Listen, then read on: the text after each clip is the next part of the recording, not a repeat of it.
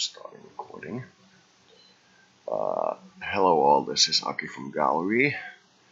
This is, I'm gonna call this set 141, part 1. I'm gonna actually check which set it is before I continue, but I'm gonna keep the recording going.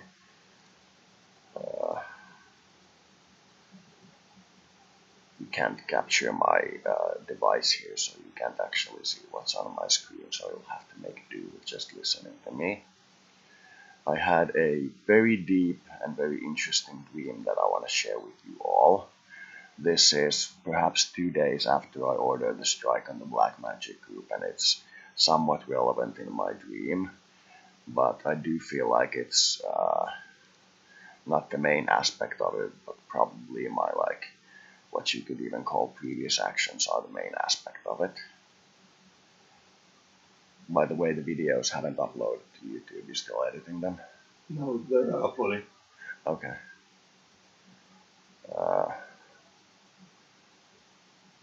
The previous one is also about a dream that's at 142, but it's the one before that is 140, so the numbers aren't right, and the one before that is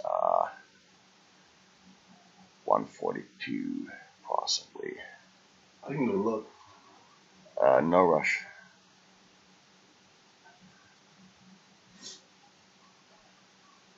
There's 125.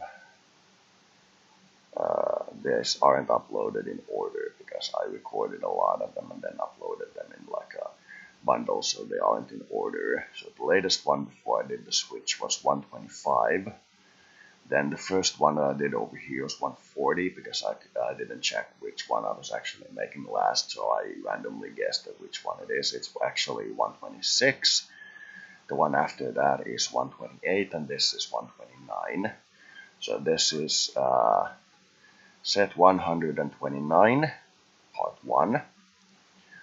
And this is going to be about a dream I had. I'm going to explain it. I woke up some time ago and smoked for about an hour before I... this is chocolate milk. I'm mixing it. There's probably not enough chocolate syrup in this, so it's probably very bland tasting, but I hope it's good. And I smoked for a while to get the dream clear in my head, to get like an image of the sequence of events, that everything is in the proper order and so on.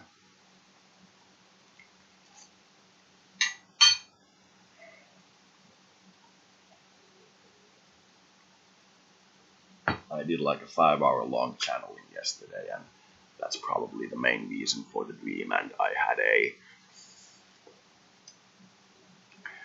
had a what you can only describe as a very serious throat pain because I smoked the almost entire time, and I had a very bad throat pain, and I was like worried that it would be bad when I woke up, but it was very mild, so I could go for a smoke immediately when I woke up and get the dream like balanced and centered in my head.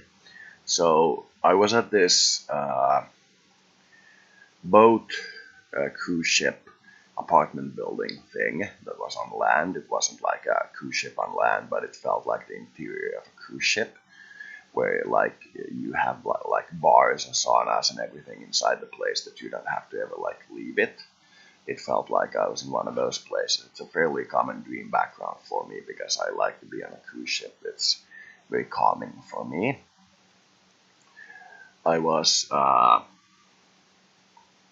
a party with friends, and my ex-girlfriend, who was in the dream still my girlfriend, was there as well, and we all had like a blast, you could even call it. We had a good time, and by the end of the party everybody was going to sleep like in their own beds and so on, and my girlfriend was sleeping in her bed, and I was on somebody else's bed, my friend's girlfriend's bed, and I was on top of the covers while she was under the covers, and we did nothing naughty, but I do think we looked at each other intently. We may have talked with each other, but I do distinctly remember looking at her instead of possibly talking to her, and I'm sure I didn't, for example, kiss her, but it was something that in hindsight feels kind of like cheating, but that it probably at the moment wasn't. It was just like a friendly soul connection with someone. And I was after like that. I got up and I was in the lobby next to an elevator, and there was a guy standing next to me, and the like the boyfriend of the girl whose bed I was on heard about me and was like going on a rampage and killing people, and he didn't kill anybody at that point, and he had like a automatic nail gun, and he started firing in my direction, and it took me a few seconds to realize like what was happening, and I realized that the guy next to me was getting hit, so I was probably getting hit as well. So I thought that I have to do something. And I grabbed him strongly by his back on the clothing that he had and threw him into the elevator. And he slammed hard against the side of the elevator and fell down on the ground. And then I pirouetted inside the elevator and closed the door. And the elevator started, I think, going down. I have a sense that it was going down instead of up because I didn't feel it on my legs, but I felt it on my upper body, which is what I usually feel when an elevator is going down. And I started attending to the guy that was wounded, and I realized that, roughly speaking, the same time that I had like 20 nails on my head, like in all different positions, like all around my head. And at that point, I also like brushed against my hair and realized I still had short hair, like where I normally would have it, instead of having this huge bald spot on my head. And I realized I was something along the order of 20 years, perhaps 25, but only 20 years, closer to the 20 years, definitely end of the scale. And the guy vanished from the elevator, and it felt like he was like healed of the damage, and he vanished to his own realm. And I got out of the elevator, and I tried to convince people to get help from me, but I couldn't convince them to get help from me. And I was trying to get them to call the ambulance service because I was showing them my phone, and I tried to call the ambulance service myself. I got through once, but they didn't like send help to me. And I showed my phone to other people and went like, call the ambulance for me, and nobody would call it for me. And I remember, because the emergency number in Finland is 112, I remember the number on the phone when I like looked away and looked back at it. I inputted it as 112, and I looked away to talk to somebody, and I looked back at the phone. It was 156 instead of 112. I noticed that very clearly, so the numbers were clearly legible. But I didn't get the help from the emergency services that I was asking for. Ooh, cockroach on the table.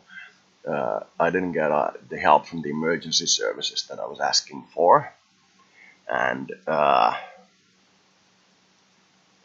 is a very intent cockroach, and it's slowly approaching me. I hope it doesn't like crawl anywhere on me. I hope that doesn't happen.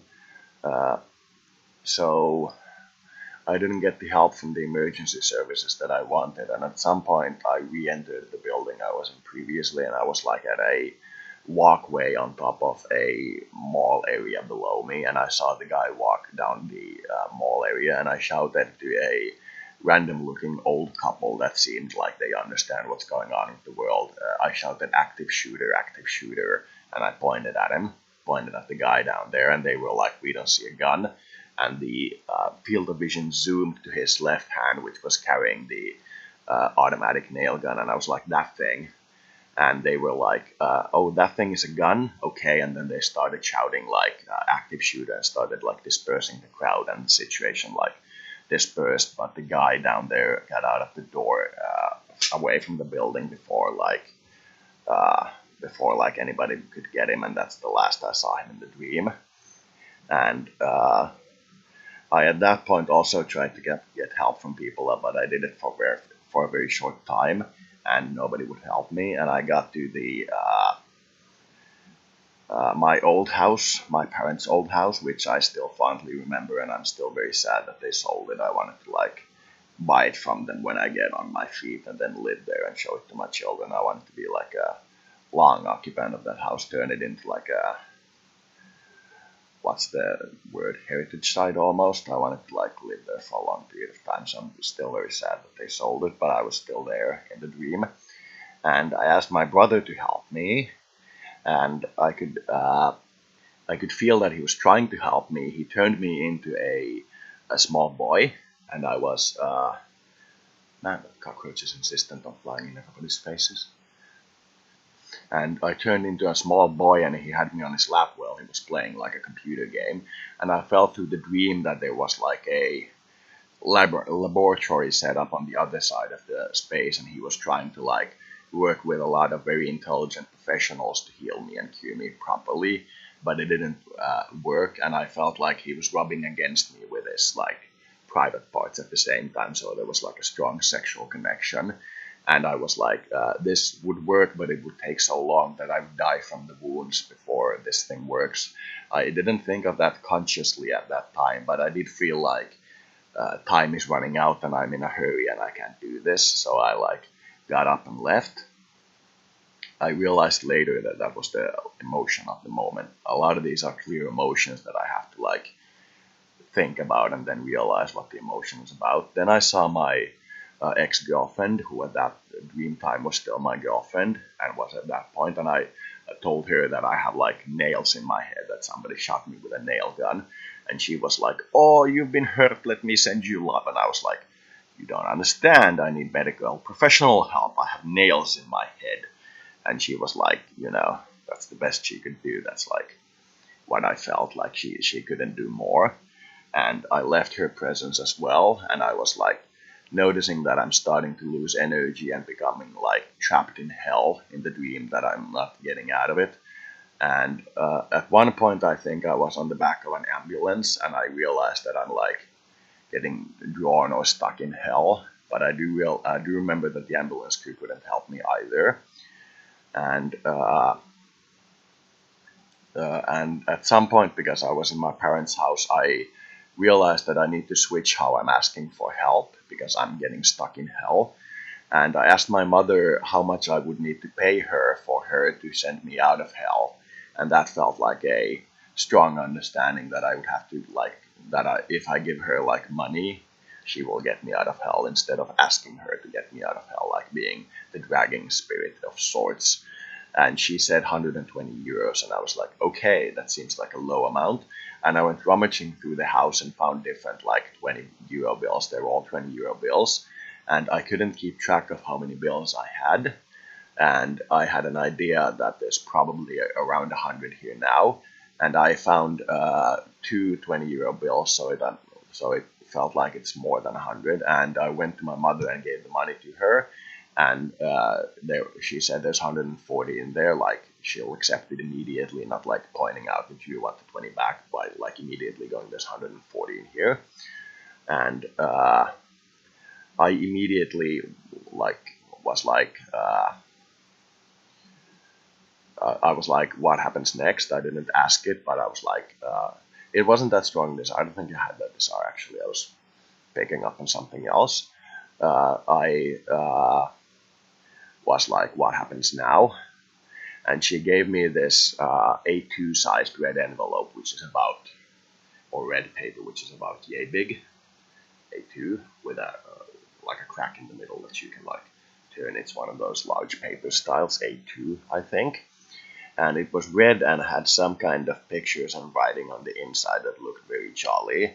And she said for me to give it to the Santa Claus at the basically homeless shelter where I live at, which in my mind kind of refers to Thomas, but it wasn't Thomas. He had some of those same energies, but it was like the Santa Claus of the place where I live at to give that to him.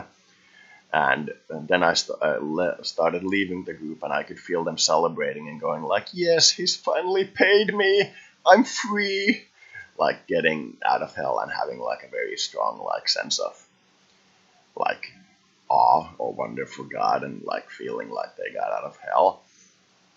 Like a huge circle had been closed, that I finally paid my mother for her services. And I found the Santa Claus character in basically the same kind of tables, chairs, sofas, and so on setup that I had at my parents' home. I didn't go to like the homeless shelter. It felt like I like transported the other place that was the same place, and I gave the red thing to the Santa Claus, and he started to look at it, and I fell on the ground on my side and laid down on my side and was like, finally I got this thing done. And I'm like ready, and I held my hand under my head where the nails were, so they weren't like going deeper and they weren't painful. And a little bit earlier than that, somewhere where I was talking with my mother, I realized that if one of those nails had entered my body instead of my head, the pain and the energy drain would have killed me or made me like incapable of moving. But because they were all in my head, I was able to like still move and still act, and my physical body wasn't damaged, but I felt like I was being drained into hell. Like they were like, I could even call them hell needles, but they felt like literal normal like nails with a screw head on them, but they were clearly like pointed instead of having that curved thing on them, but they had a screwing head on them, that they were like nails basically. And just as I lay down there on my side and like started being happy that I completed the thing, I started being very clearly pulled towards my physical body and being given the feeling or sense or information that I had a heart attack, like at that point, or like had a heart attack in the past like day, or like very close time that I had a heart attack. And I went through the experience and then connected to my body. And from lying down on the ground there, it must have taken me maybe 5-10 seconds to wake up on my bed and feel and remember the entire dream and feel like I was returned to my reality. It was a very interesting dream. So I wanted to share that with you guys. I'm gonna post this on Bringforth and probably Gallery and probably a few other places, but I'm gonna ask for people's opinion. So that's about it. If there's nothing else, I'll be closing this recording. Do you want to comment on it, Thomas, for the record? Were you scared about that? No, it felt more like I was... Yeah, I was scared, actually. It felt like I was unwilling to get stuck in hell like that. That it would be different if I was, like, not connected with anybody and going there just for, like, the fun of killing stuff and so on. But I distinctly felt like... I was like unwilling to go to hell, and I was scared of dying and going to hell at that point. I completely feel it. Yeah, when I was having schizophrenia and I had the ambulance take me to the Yeah. hospital, they were asking me questions like, "Do you have diabetes? Do you have this?" And I thought the ambulance was taking me to hell, and they were giving me these diseases. Nice. Yeah, but it's a weird mindset. Yeah, it's definitely a weird mindset, but it's kind of understandable when you're going through something to have that mindset. So if there isn't anything else, I'll close this recording. It was fun talking to you all. Bye.